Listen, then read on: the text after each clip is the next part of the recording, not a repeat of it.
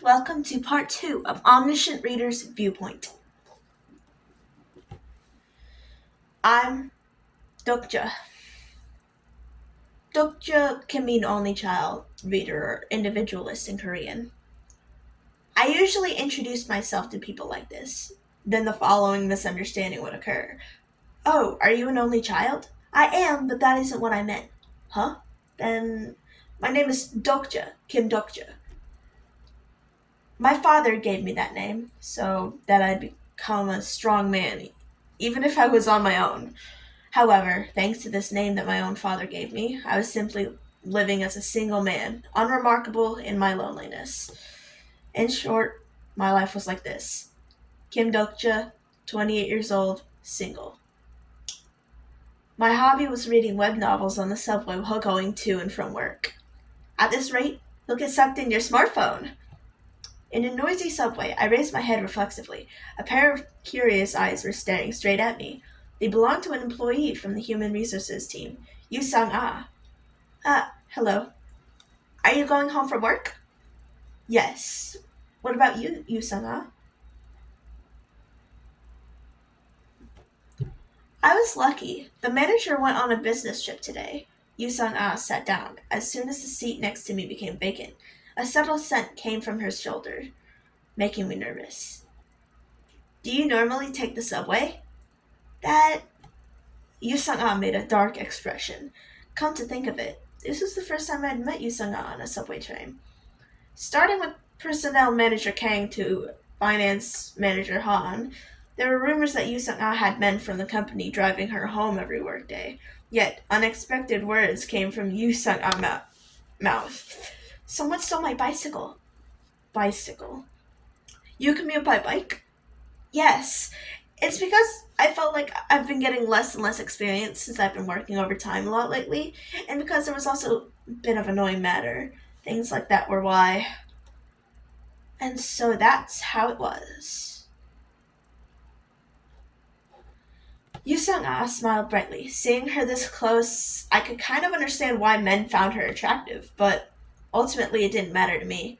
The genre of every person's life was already determined, and Yu Sang-ah was someone who lived in a genre different from mine. After the awkward conversation, we looked at our phones. I opened up the novel app I was reading on before, while Yu Sang-ah... What was this? Puede prestarme dinero. Huh? Spanish. I see. What does it mean? Please give me some money, Yu Sang-ah replied proudly, studying on the subway while going home. She truly had a genre different from me. But where was she planning to use a phrase like that after learning it? You're working hard. By the way, what is Dr. Shi looking at? In the moment it took me to think, oh shoot, Yu Sang-ha's gaze landed on the LCD screen of my smartphone. Is it a novel? Yes. Well, you could say that I'm studying Korean. Wow, I also like novels. I haven't been able to read lately because I don't have time. It was surprising. You somehow liked reading novels? Novels like Murakami, Haruki, Raymond Carver, Han Kang.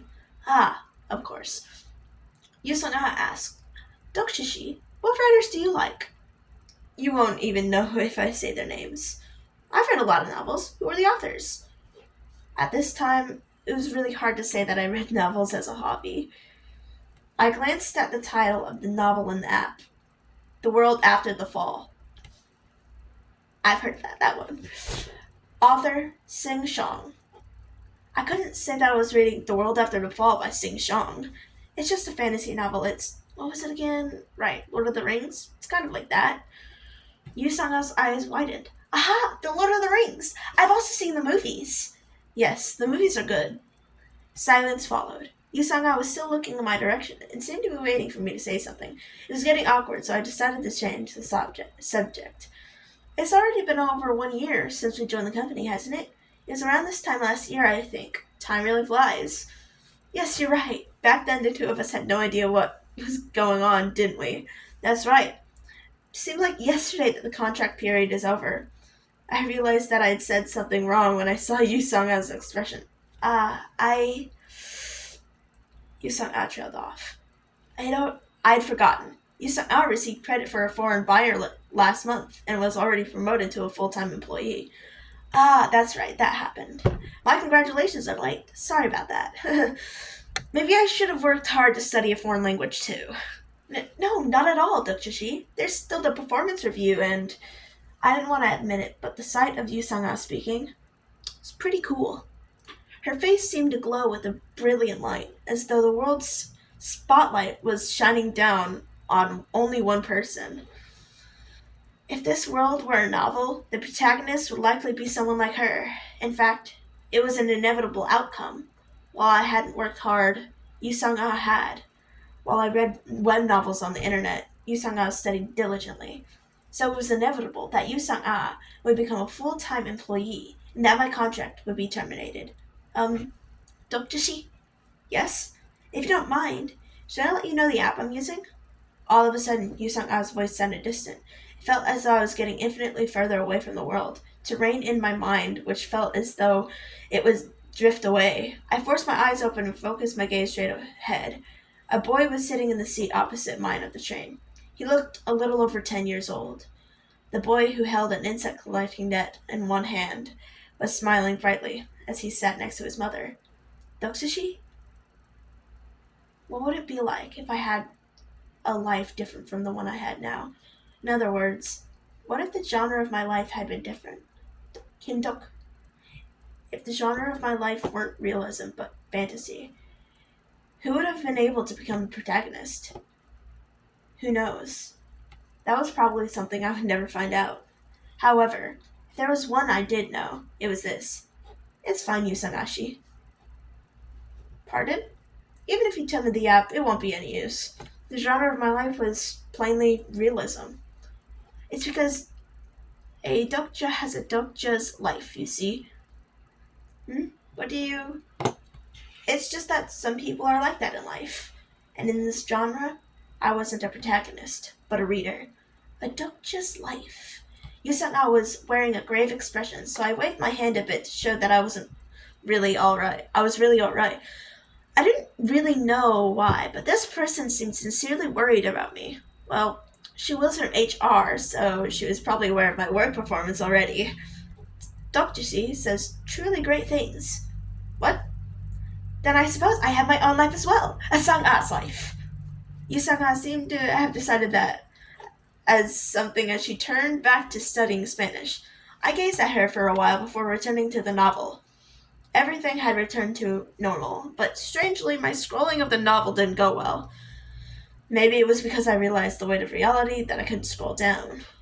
At that time, a notification appeared at the top of my smartphone. You have one new mail. It was from the author of Ways of Survival. I opened the mail. Reader name. My novel will become paid from 7 p.m. This will be helpful. Good luck. Sent one attachment.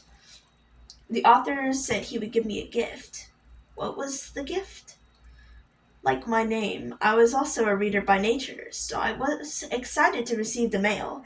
Yes, it wasn't bad living as a reader. I checked the time. It was 6:55 p.m. I had exactly 5 minutes before the novel became monetized at 7 p.m. Then I opened up my list of preferred novels in the app. Since I was the only reader, I should leave a congratulatory comment and give string to the author. However, the work doesn't exist. I tried typing ruined several times in the search box, but the result was the same. The bulletin board for Ways of Survival had disappeared without a trace. It was strange. Had there ever been a case of a novel being deleted without notification when it was going to be monetized? At that moment, the subway lights turned off, and the inside of the train became dark. The subway train shook loudly and let out a metallic sound. It caused Yu Sang-ah to scream and grab my arm. Then I heard the sound of other people getting scared too. Yu Sang-ah gripped my arm so tightly that I paid more attention to the pain in my left arm than the sudden stop. It took a dozen seconds for the train to stop fully. Then I heard confused voices coming from everywhere. What? What is this? In the dark, one or two smartphone lights turned on. Yu Sang-ah still held my left arm tightly as she asked, "What is going on?" I pretended to be unconcerned. "Don't worry, it isn't a big deal." "Is that so?" Yes, it's probably a disturbance from a suicide. The engineer will soon make an announcement. As I finished speaking, I heard the engineer's announcement telling all passengers on the train. The loud surrounding became calm.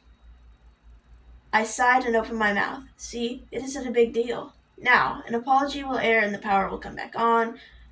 Everyone, run away! Run! What? There was a beeping sound, and the broadcast turned off. The inside of the train became a mess. Dr. Shi, what is this? A bright light flashed from the front of the subway train. There was a loud drumming sound, followed by a pop. Something was headed this way in the darkness. It was just a coincidence that I saw the clock at the moment. 7 p.m. Tick. It felt like the world was stopping. Then I heard a voice. The free service of Planetary System 8612 has been terminated. The main scenario has started. This was the moment the genre of my life changed. See you guys in the next part!